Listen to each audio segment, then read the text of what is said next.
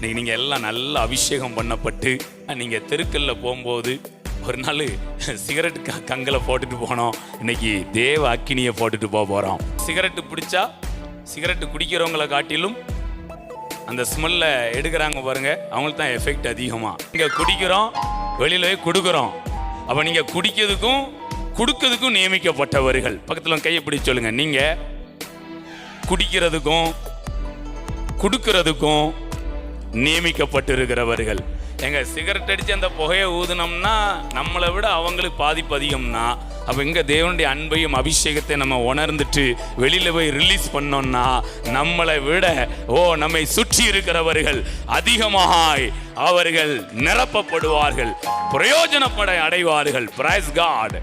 So இதிலெல்லாம் பிசாசு நம்மளை கெட்டதுக்கு பயன்படுத்தினானோ ஆண்டவர் இப்போ அதே அக்கினியை கொண்டு நல்லதுக்கு பயன்படுத்தி கொண்டு இருக்கிறார். ஹல்லேலூயா.